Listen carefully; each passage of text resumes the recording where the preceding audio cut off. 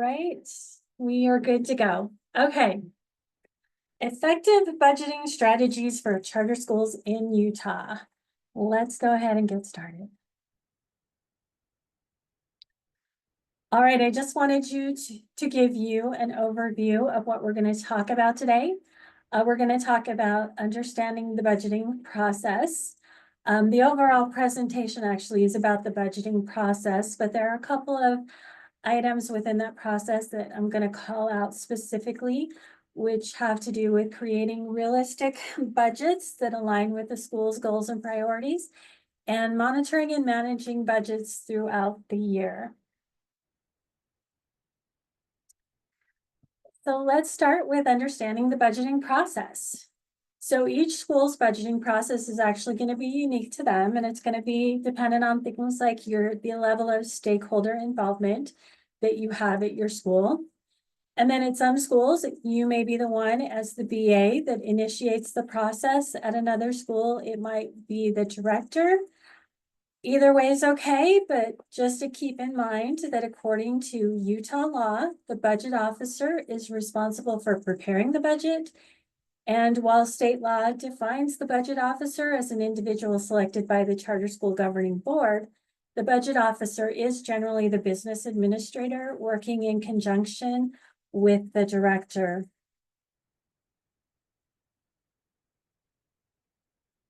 And sorry about that. While it could be the director, like I said, it could be you, it could be the director. We do highly recommend that you actually have a formal process in place for your budget process. If you have that, then that helps ensure that everyone involved in the budget process knows what their roles and responsibilities are, and they know what they can expect and what they need to prepare for. Now, when you start getting your budget process set up, you want to first look at the timeline and the parameters that you're working within. The budget timeline, it's important to set deadlines for things like budget preparation, review, and approval. Now, as you're setting those budget deadlines for your budget preparation, Utah law actually has some deadlines built into it for you. So according to Utah law, a charter school's budget for the upcoming fiscal year needs to be adopted by the board by June 30th. So you already know that budget has to be in place on June 30th. And what we recommend is that you actually work backwards from that date as you are setting your other deadlines for your budget. Another thing that Utah law requires is that before June 1st of each year, the budget officer shall prepare a tentative budget with supporting documentation to be submitted to the governing board. The tentative budget also needs to be filed with the charter school executive director for public inspection at least 15 days before the date of the tentative budget's proposed adoption. So you have two absolute dates right there. You have June 30th, when you need that final adoption of the budget, and then you need to have that tentative budget prepared by June 1st. So as you're planning the dates that you are looking at for reviewing your budget, you want to keep those dates in mind, as well as that budget preparation date that you start. We recommend that you start early, at least 2 months before the date of the budget approval is what we would recommend. You may find that at your school, you need to start it earlier so that you can get the review, have enough time to get that review done. You may want to schedule more than one review. If you're a larger school, that's just something that works better for you, or even a smaller school. Just, you know what works for your school. Just make sure that you are getting those deadlines in. So again, people know what to expect. They know what they have to prepare for, and they can be ready for those dates. The next thing we want to look at is we want to look at those budget parameters. First one's a no-brainer, your fiscal year. It starts on July 1st and it ends on June 30th. That is what you are budgeting for. And then within that, you also have other parameters, right? You have spending restrictions on some of your money. You might have grants that say what they can, that are going to be very specific in what you can use those funds for. You also might have donations that are similar, that you solicited the money for a specific event or purpose. And you may need to make sure when you're budgeting to use those funds that you are staying within those restricted spending purposes. And then on most of your money, you are going to have some, sorry, I just need to let someone in really quick. Okay, on most of your money, you're going to have regulatory requirements as well. That's your federal funds, your state funds even. There's always a lot of requirements on how you're spending those funds, what you're doing. So as you're putting your fund, as you're determining how you're going to allocate money to your expenses, you want to make sure that you're keeping those things in mind as you're looking at the income sources and where you intend to use those funds. All righty.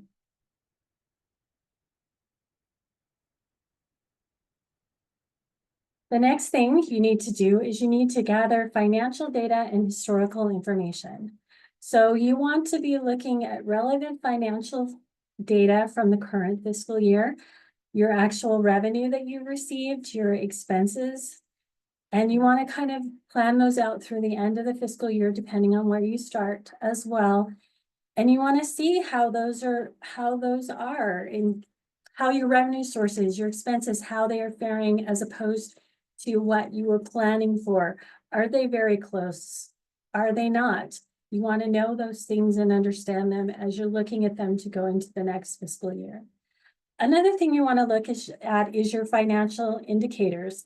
Your school may have some financial indicators that they look at every month just to see how they're doing as on their budget and what their expectations were as opposed to what they are. You might have bond covenants or loan covenants that you have to make sure you're meeting. So you want to see how you're doing on those things as well. And you might even use some of the SCSB's financial metrics that we use for our accountability framework and see how you're doing on those. And if you're keeping within those parameters that you were trying to keep on any of those financial indicators.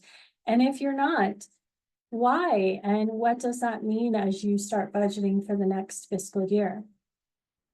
You also want to analyze historical trends. Look at what's been going on with your income and your expenses over the years. Have there been steady increases over the years that you can count on and expect for the upcoming year, especially for your expenses where they're not known? Can you use what's gone on in the past to inform what you can expect for next year? Your income from the state might be a little bit more known. You kind of have, or might be a little bit more unknown. We know that this year's been a lean year for the state, so we may not see that increase in the WPU that we've expected in the past. And if we don't, how is that going to change what's going on going forward? Another thing in historical trends you might want to look at is like your utilities. Have you seen steady increases in those over the years that you can kind of use to inform what you expect they'll be this year? Just any of your expenses, or are you looking at any expenses that you're seeing maybe are increasing at a higher rate than your income is increasing? And if that is the case, what do you need to do to help close the gap in those decreases? Where can you pull money from to help close that gap, or make sure that going forward you're able to still maintain that program or whatever it is that you're seeing that in? And you want to make informed projections as much as possible. Work with real numbers when you can, like when you're determining your benefits or your salaries and benefits, and you're looking at your salaries and benefits and you want to determine what kind of a raise you can give your teachers this year. You do have that known information of what they're paid this year that will help inform you on what your salary would be at any level of increase that you want to give the teachers who are planning on coming back, especially. So that's somewhere where you have real information available to you. You might also have contracts that you've already entered into that will be taking place in the next fiscal year. Or maybe it's a contract that runs over 3 years and you're in your second year next year, so you know what those funds are going to be. Those are great when you have those real numbers that you can use to inform something this coming year. That's the best possible scenario. You're gonna have to build assumptions though into your budget. That is a given. It's just not avoidable at all. But you want to make sure that you have as much data as possible to help inform those assumptions and get the best possible number that you can for the upcoming year. Revenue projections. You want to estimate and project your anticipated revenue sources for the year. There are so many of these. These include your governmental funding, both your federal and your state. You may have grants that you've applied for that you're anticipating you're going to receive next fiscal year. You want to make sure you incorporate those funds into your budget as well. Donations. Are there any fundraisers that you're expecting to hold for the upcoming fiscal year? Make sure that you're talking with your stakeholders and you know about if you are doing those, what they are and what the expectations is for the money that you'll get from those donations. Do you have annual appeals that you do and that you can anticipate based on what you've seen in the past, what will happen with those donations in the future? There are a few of these left. I think driver's education is still around. So if you're a high school, build those fees for your driver's education or whatever fees are left that you can collect and that you anticipate you will collect. Make sure you're building those in as well. Other potential revenue sources that you may have that you need to also make sure you're including would be any facility revenue that you have. If you're renting out your facilities on occasion, do you have kind of a steady income that you've received in the past from that? Do you have after school programs that you're anticipating running that you will earn income from? And your investment income, make sure that you're incorporating that into your budgets as well. Now, when you're considering you want to consider the following when you are making those, you're forecasting your revenue. And I talked about this a little. You want to look at the historical data. So like when you have donations that you're expecting to come in, kind of look at them like an annual appeal. Maybe you have people make pledges and you find that you've only received in the past 80% of those pledges that actually come in. So you want to plan for that. What is your anticipated level of donations? And then based on that, what do you expect will really come in? You want to look at your enrollment projections when you're determining what income will be for the year. That is actually going to be the biggest driver of your income. So it's important to know what the expectations are there. Are you a school that always runs at full capacity? If you are, that is the best scenario and makes it easy, right? Maybe not the best scenario, but it does make it easier for you to project those things out.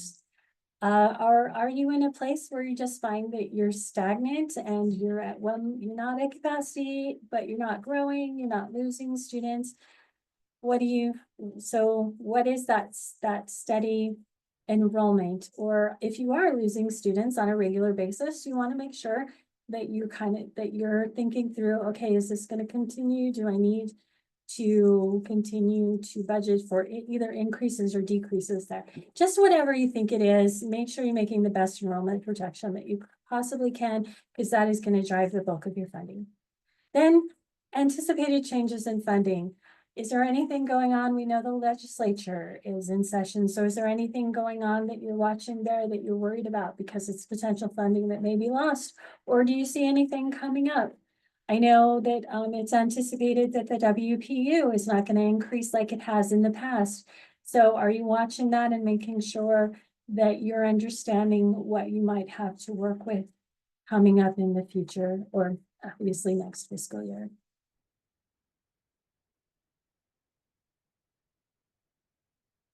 And then expense planning.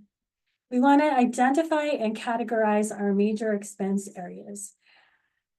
Here, I have listed some of them. These are your personnel costs, your instructional materials, facilities, administrative, technology. When I think about these groups, those top three are actually the ones that but when I am thinking about budgeting, these are the three that I say you have to balance off of each other, right? If you're a school that wants to put more money into personnel costs, well, then you're gonna have to balance that somewhere else. Like maybe if you are looking at putting more money into your personnel costs, then you're gonna see that you're gonna need to maybe do less with your facilities. Maybe you're not gonna make them as aesthetically pleasing. Maybe it's just gonna be more of a simple building that you're not really gonna put much money into kind of decor or making it pretty, but you're just gonna you would rather put that money into your personnel costs at the expense of maybe just having a more plain building. You want to analyze historical trends and spending patterns. What are you seeing going on? As you look at the history of your expenses, are you seeing any expenses that maybe are cyclical in nature, that maybe every 3 years you're finding that you can anticipate you're going to have a repair on something? Or maybe you're finding that it used to be that every 3 years you were doing a repair on this particular thing, and you're finding that now you're actually seeing it be more 2 years than that 3-year time period. So as you're looking through those things, think about how things are aging out, about how your technology needs to be updated, about how the age of your building, the older your building is, the more repairs you're going to be finding that you need to do to it. And so you need to plan for those things. So, and even when you're planning for those things, like maybe you have a roof that's old and you know it's going to need to be repaired soon. Maybe you're not going to repair it next fiscal year, but you recognize that you need to start putting away some money for that repair down the road. So you're actually planning reserves and contingencies into your budget as well. Do you have any anticipated programs changes in program offerings?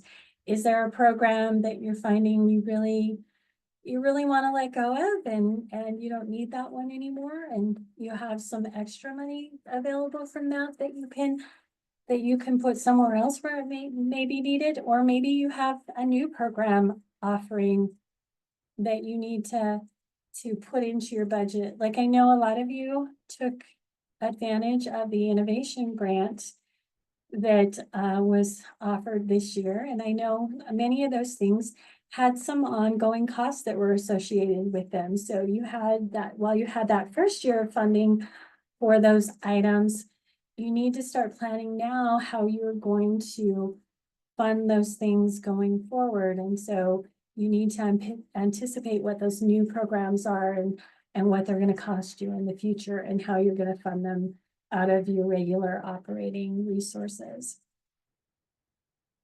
Anticipated changes in enrollments. I think we talked about this a little bit earlier too, touched on it, but you need to know what those are. Are you expecting an increase in students? If you are expecting a big increase in students, maybe you will have an expansion and you're going to get more. You need to figure out what that means within your budget for the next fiscal year.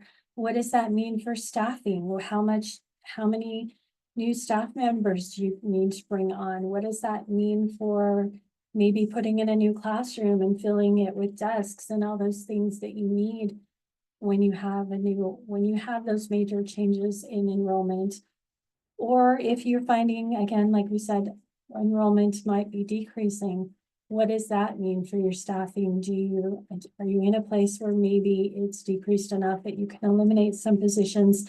And what does that mean for your budget? And how does all of that work? How do you balance all those things out when your enrollment is changing? And then do you have any planned initiatives or projects? Maybe, like we talked about, your enrollment is a little bit stagnant. and maybe want to start a new marketing campaign next year to hopefully get an increase in your student body and in the next fiscal year, and just let people know you're here and that you're a great school and you got a lot to offer to their students, and you just feel you need to get out the word out there, and it's going to cost you a little bit of money to do that. So make sure you're planning those kind of things into your budget as well. And again, going back to the roof, do you have a project like that that's coming up? You want to make sure that you are building those things into your budget as well.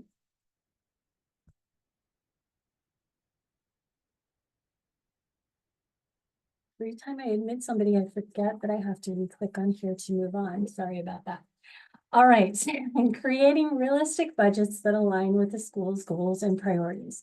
We're going to take just a little hiatus from pure process and just talk a little bit about this because it's so important when you're building your budget.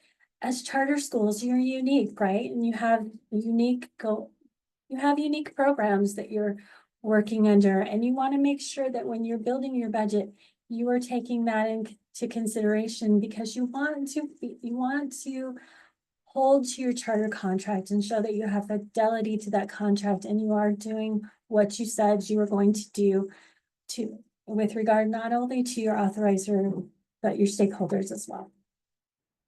So when you're doing that, what you really need to do is you want to prioritize and allocate resources to those things that fulfill your strategic priorities and goals.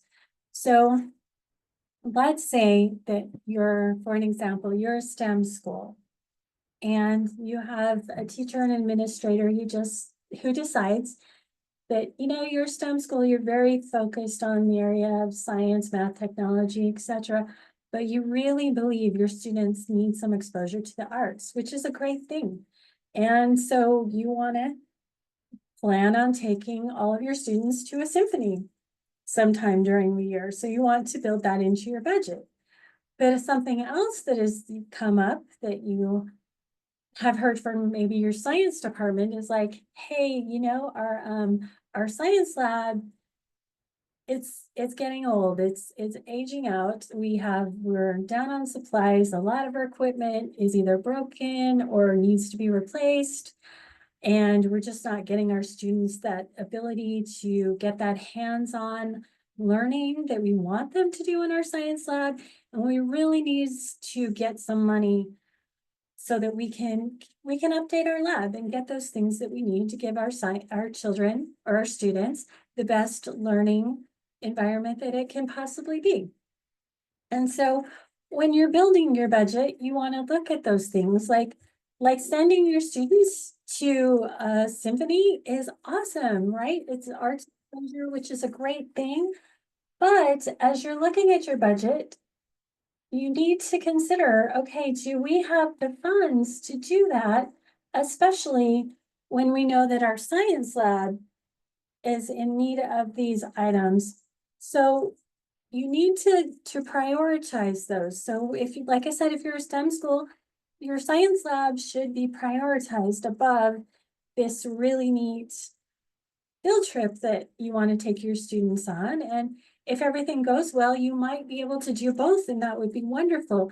But you just want to keep in mind as you're allocating your limited resources that you are actually prioritizing those things that meet your goals for your school. And also, you want to allocate to different expense categories based on relative importance and impact. So again, let's say you're a STEM school still. And as a STEM school, you recognize that the teachers that you need at your school need to have a higher level of education than maybe what your normal school would have, who's just teaching those basic things. And I hate to say that word just, but you know what I mean. You need somebody who is more credentialed and has expertise in these areas that you are teaching. So you might find that, again, you need to put more money into salaries in this situation, and we talked about this a little bit earlier, than you would in facilities. So you have plainer facilities, more money going to your educators. However, if you're an art school, you may find that you need your facilities need to be state of the art with these great training or these great facilities so that your student can practice their art and they have room to perform and just all these great things that you need within your facilities to accommodate what you're trying to do at your school. So in that case, as an art school, you might find that you're putting more money into your facilities than you are into, say, your personnel. Or you might find even that somewhere in your curriculum, you can maybe cut some funding there, find ways that you can get a good curriculum while still saving a little bit of money so that you have what you need for these great performance spaces for your students. And then consider necessary reallocations to optimize resource allocation to align with your school mission. So it's always okay to go back and look at what you're doing and see if what you're doing is in alignment with what your school's mission or just really is effective for your school. Because you actually may have something that you're doing that's in alignment with your school mission, but you're finding that maybe the impact on your educational objectives isn't really where you would like it to be. So maybe this is something that you want to reconsider whether you'd like to do it, or maybe it's something you want to stop, or maybe something that you just don't find that needs as much money as you've been putting into it, and you can take that money and put it into something else that's more in alignment with your school's mission, or has more impact on those educational objectives. It's always okay to reconsider things. You don't need to do something necessarily because you've always done it. If it doesn't serve your students in the way that you would like them to, then it's okay to say we don't need to do that anymore. And so just don't be afraid to have those conversations about, hey, what could we do? This is more impactful. What could we do to put more resources into this instead of somewhere where the impact isn't quite as much? All right, now going back to pure process, let's talk about the budget review and approval, all of that. So when you get your tentative budget finished, now you're going to present it to your governing board. Now let's talk about a little bit about Utah law here.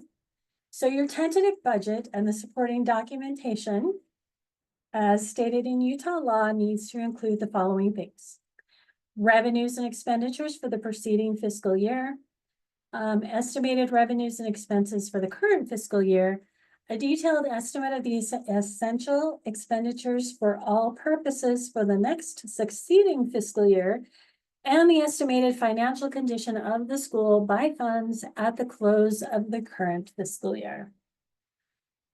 Lots of stuff. That's what you need per Utah law, but you're probably always already incorporating all that anyway. But just remember that you do have parameters that you have to abide by in Utah law as well. So when you're presenting to your governing board, you're going to provide an overview of revenue projections and expense details and the underlying assumptions, which will include those things we just talked about, and obviously include more, but make sure that that is there. Now, when you're doing this, you're also going to discuss some significant changes that might have occurred within your budget. As you do that, you want to make sure you can speak to why those changes were made, what impact you expect them to have on the school, and just anything else that's necessary to help your stakeholders understand what you're doing. You want to give a rationale for your proposed allocations. Let people know why these changes need to be made. It's pretty much the same thing, any significant changes that you made before, but you want to make sure that you can fully speak to that. Then you want to address any questions, concerns, or suggestions that your stakeholders have. Make sure that they understand what's going on, they're on board with it. If they have concerns, talk through those, see if they're valid concerns, or if there's a way to mitigate what those concerns are. And make sure you're addressing all of that. And then if you need to revise the budget based on the feedback that you receive, and go back, do what you need to do to get it fixed to where it needs to be, and then we can get it back for a review and start over again. Or just maybe it's something that you can easily incorporate right there. But anyway, after all those revisions are made, after everybody's on board and seen everything, that's when you obtain that final approval or adoption, which remember, that does need to be done by June 30th of the current fiscal year. And then per state law, upon final adoption of the budget, the state has reporting requirements for you. So you do need to file within 30 days of adoption. You need to file that budget with your auditor as well as with the USBE. All right, now this is the last step in our budget, and this takes place from July 1st of the next fiscal year through June 30th. So you've kind of got an overlap in your process where you may be working with two budgets at a time, or you will be working with two budgets at a time for a while. But the implementation and monitoring of the budget is an ongoing part of the budget process, and it's very important. I always say don't discount this part, because if you do and you're not really watching what's going on, that could lead us to some serious problems. So just keep in mind, a well-planned and properly implemented and monitored budget can actually directly be connected to the success of the students at your school. And that's because by maintaining this budget and making sure you're watching it and everything is going as it should, you are actually ensuring that the necessary resources for quality instruction and facilities and student services are available for all your students, which is obviously what we want. So once you have the approved and once you have that approved, you're going to implement the financial plan and allocate your resources. So you're going to allocate those funds as they were noted in that budget to ensure that the approved budget is followed. And you're going to be distributing those funds to the various departments, programs, and operational needs of your school. And then this one, so important, managing cash flow. The reason this is so important is because we all know that your enrollment that you are funded for is based on the USBE enrollment projections that they have at the beginning, whenever they make them. I think they're working on them right now, actually. But anyway, you have those enrollment projections, and they may be spot on and really close, or they may be really off. You may be underfunded, you may be overfunded at the beginning of the year. And when those October 1 counts come around, you may find some significant adjustments in the allotments that you're receiving per month. And when it's underfunded, we definitely know that that can be challenging because you have more students than you are being funded for, which may mean that you have educators that are serving those students who you're finding it difficult to make sure you're meeting their payroll needs. And so you want to make sure as you're planning your budget that you know what it is you're going to be receiving, and you can allocate those lean months if you need to make sure that you're making all your payroll for those educators that may not be funded for the students that they're educating yet. And you also, as a school, you have a lot of upfront costs that come up in that first 3 months of the school year that you also need to make sure you're able to plan for. And so you have that on top of not having your full enrollment funded.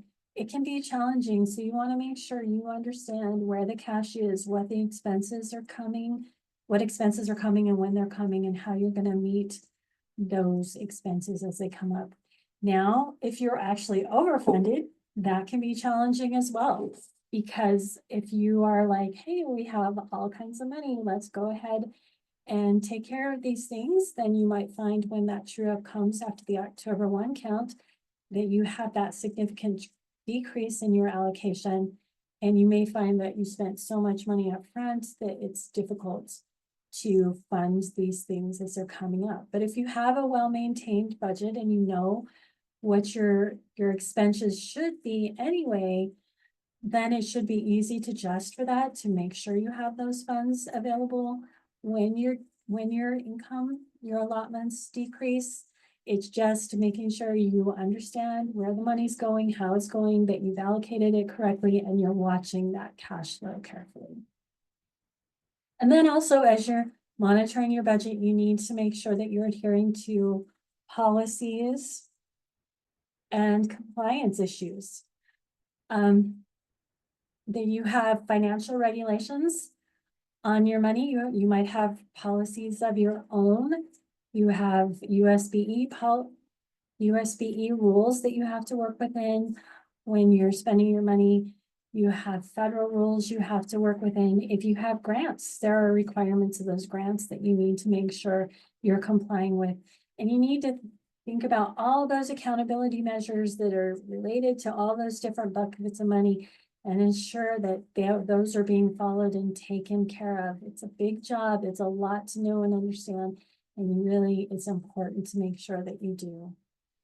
And, you know, when you have an approved budget that you are implementing effectively, it helps ensure that your school is financially stable and that you're meeting your educational goals and you're remaining accountable to all your stakeholders by making sure that you're adhering to these policies and compliance issues. So all of them are really, really important to make sure that your school is functioning well.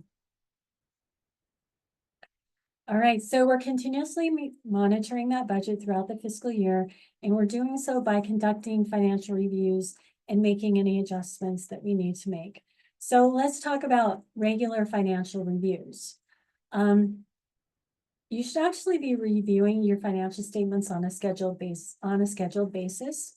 And Utah law actually states that a BA or a budget officer shall provide its governing board with a report on a monthly basis that includes the amount of all budget appropriations, the disbursements from the appropriations as of the date of the report, and the percentage of disbursements as of the date of the report. So you actually have your regular financial reviews built into law. So you want to make sure that you are following that, which I'm sure you would anyway. We all know you need to make those regularly scheduled reviews to make sure everything's going well. And then tracking of revenue and expenditures. You want to do this because you need to ensure that your income sources are being received as expected and that you're spending on your salaries, your programs, your operational costs, that they're staying within those budget limits, that everything's what you're expecting. And if it's not, well, then that's where we need to identify those budget variances, the next point. So you do that by comparing your actual financial activity against your approved budget. And this is how you detect where those discrepancies are. And some of those discrepancies could be that you're finding that you're overexpending your money in one area, or maybe you had a lower than expected revenue. Maybe your donations aren't coming in as you would like them to be. So you need to identify those things, because once you do, then you can determine if you need to make any adjustments. And so it's okay to make adjustments if you need to, but you can't do that if you don't know where you need to. So sometimes financial conditions change and the school may need to reduce its allocated funds. It may need to delay some non-essential spending, or maybe you want to find additional revenue sources to help you maintain that financial stability. But keep in mind, again, according to Utah law, the governing board may make changes to its budget appropriations at a regular board meeting if notice is given to the board members and the executive director at least 1 week before the meeting. So yes, you can make those adjustments, but know what the parameters are for doing so according to Utah law. And then reporting and transparency. You want to, as we talked about, provide those regular financial reports to your board. But in addition to that, you also are required by Utah law to make those monthly financial reports available for public review as well. And you need to do that within 5 days of the board meeting at which those reports were presented. So you're not even being held accountable to your board, but you need to make sure you're providing transparency so that the public knows that you're using the funds well and that you're staying within your budgeted guidelines. And then you want to communicate your budgetary updates and variances and your financial performance to your stakeholders. That includes not only your board members, but it also includes your administrators. And it may include your teachers even, so that they have an understanding of how your school is performing financially as well. And then you also want to, again, ensure compliance with any reporting requirements. You have those state mandated reporting requirements that are found in Utah law. USBE has their own reporting requirements for you through rule. And then if you have any grants, it's pretty much a given that you're going to have some reporting requirements regarding those as well. And any other funding sources that you have that may require some kind of reporting for you to do. So as you can see, there's a lot that goes into budgeting. It's not just, oh, we get it done and now we're done. It's an ongoing process. And there's a lot to make sure you don't have to just make sure that you're staying within your budgeted amounts, but you also need to make sure you're following all those compliance requirements as well. So definitely a lot to think about and a lot to take care of. So it looks like we're going to get out of here a little bit earlier, but I just want to say in conclusion, effective budgeting is actually the backbone of a successful charter school.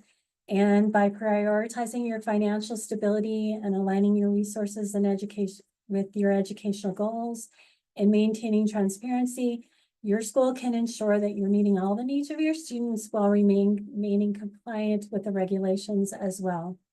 And ultimately, a well-managed budget is not just about numbers. It's about creating opportunities for your students, empowering your educators, and sustaining a mission-driven school and culture. And by staying informed, adaptable, and committed to the budget strategies that have been presented here today, you can help build stronger schools that provide high-quality education for all of our students here in Utah. Thanks for coming. Thanks for listening, you guys. And since we're a little bit early, I do have a question for you that I'm hoping you could just maybe type a quick response into the chat. I was talking with Sam Uri. He's the school finance director at the USBE. And we were talking about indirect costs. And my understanding is a lot of the schools don't use the indirect cost rate. And I was kind of talking to him about why that was, to see if maybe we could do I'm going to turn this off, sorry. That maybe we could do a presentation on indirect cost rates. However, I don't know if you guys are even interested. So if you're interested in that, if you could just drop in the chat saying, yeah, that would be great, or no, don't care, just something really quick, yes or no, and let me know what your feelings on that are, and I can see what I can do if enough people are interested in it. Anyway, thanks for being here today. I appreciate you all. Talk to you later. Have a great day.